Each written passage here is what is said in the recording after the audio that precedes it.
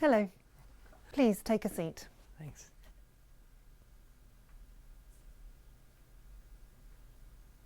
This is the speaking test for the International English Language Testing System held on the 25th of March at the Kent Institute. The candidate is Faris Ahmadi, candidate number 012458, and the examiner is Jane Smith, number 555687. Good afternoon. Hello. My name is Jane Smith. What's your name? My name's Faris Ahmadi. You can call me Faris. Can I see your identification, please, Sure. Faris? You are. Thank you. That's fine. Thank you. Thanks. Now, in part one of the test, I'm going to ask you some questions about yourself. First, do you work or are you a student? I'm a student. What are you studying? I'm studying engineering. Why did you choose to study this subject? I don't really know.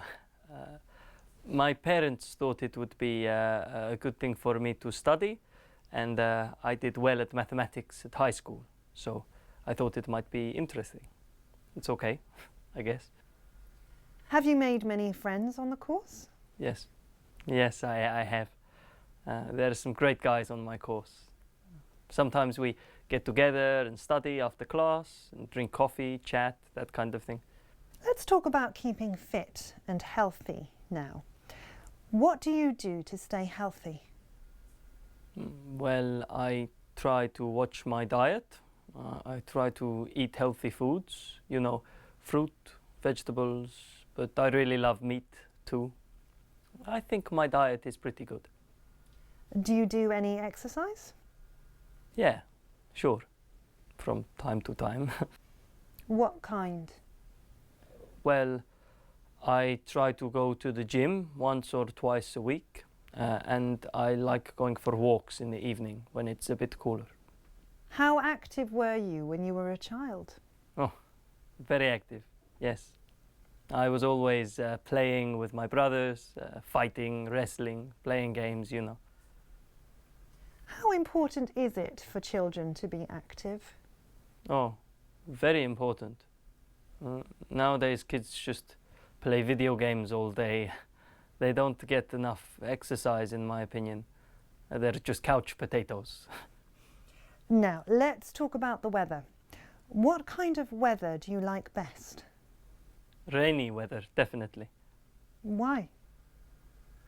Oh, because it rarely rains in my region. So when it does, everyone is really happy. And it cools down the temperature too. Have you noticed any changes in the weather recently in your country?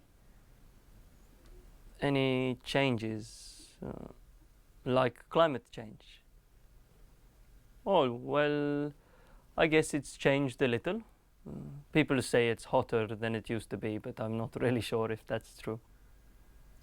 What do you like to do in winter? Well, the winter in my country is quite short. It's nice to get outside and go for a walk. You can in winter because it's not so hot. I sometimes go horse riding too. I belong to a club and I go there a bit at weekends. And that's really fun. Thank you. That brings us to the end of part one.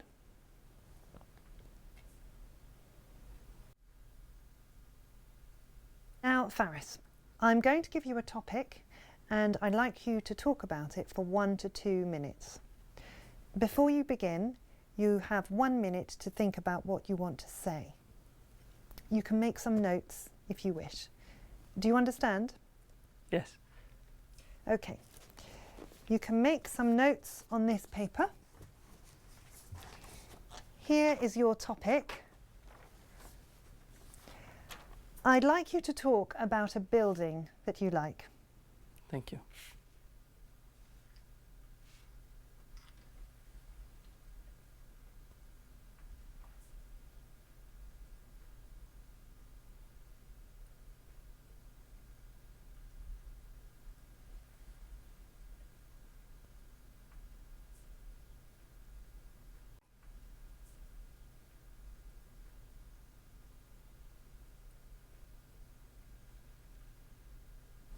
Right.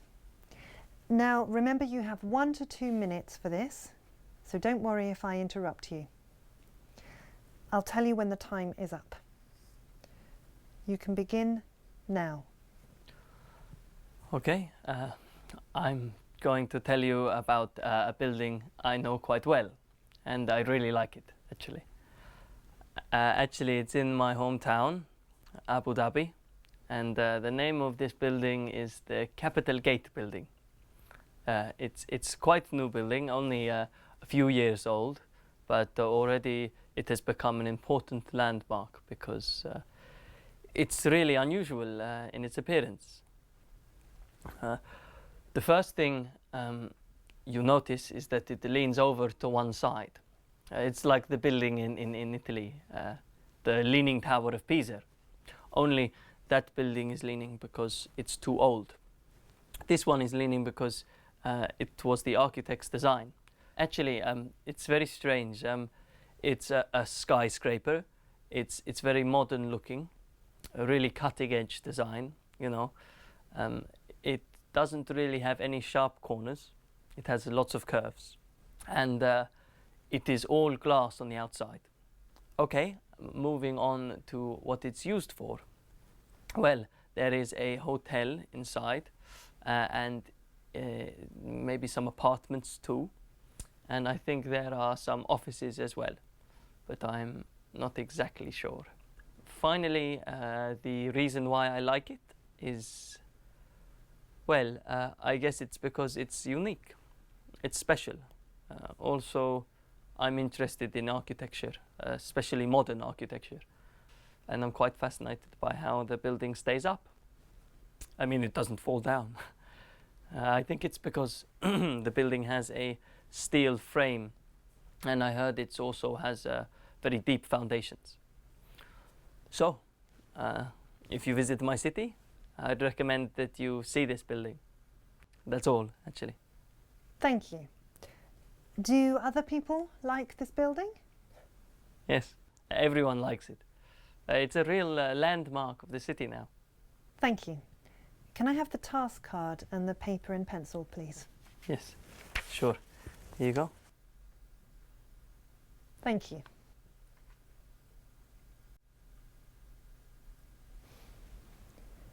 So we've been talking about a building you like, and I'd like to discuss with you 1 or 2 more general questions related to this. First of all, let's consider traditional and modern buildings. Do you think it's important for the government to preserve traditional buildings, or should the money be spent on essential services such as hospitals and schools? That's a tricky question to answer. Which one is more important? Well, I'd have to say both. First of all, of course, the government should try to maintain traditional buildings. They are our heritage, and they connect us to a past in a way that looking at a photo in a book cannot.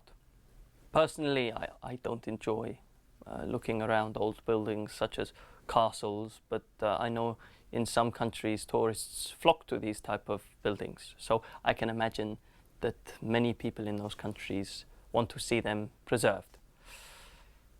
But on the other hand, we shouldn't be spending so much money on them that we have poor health and education service.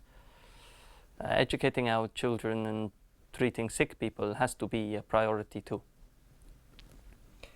And is it possible for a government to fund all of these things? Can I just check what you mean by fund? Is that pay for? Yes, pay for. Can a government pay for all of these things? I suppose it depends on the country. My country is fairly wealthy, so yes, I think it can afford public services and money for preservation. But in poorer countries, I can imagine that the majority of people there would want better schools and good hospitals. Many people like living in modern buildings. Why do you think that is? Well, I think I'm one of them. Living in a modern home is much easier on the whole, I think. You don't have to worry about what's the word? You know, fixing them up all the time. Renovating. That's it. You don't have to renovate new homes. They're in perfect condition. And this probably saves a lot of money. I imagine repairing and maintaining a home is very costly. And another reason, of course, is that modern homes have all the mod cons, modern conveniences. And I think most people these days are looking for ways to save time. What do you think homes of the future will look like? Homes in the future? That's a good question. Let me see. If you mean 10 or 20 years from now, I don't think they will be that different to what we have now. But perhaps 50 years from now, I think it's likely that we'll see some changes. I think cities will get denser than they are now. I mean, there'll be more people living in the same area. To cope with this, I think homes will get smaller and perhaps taller in order to fit more people in. In the major cities in my country, this has already happened. But 50 years from now, I think most cities and towns will be the same, very dense. Well, thank you very much. That's the end of the speaking test. Thank you.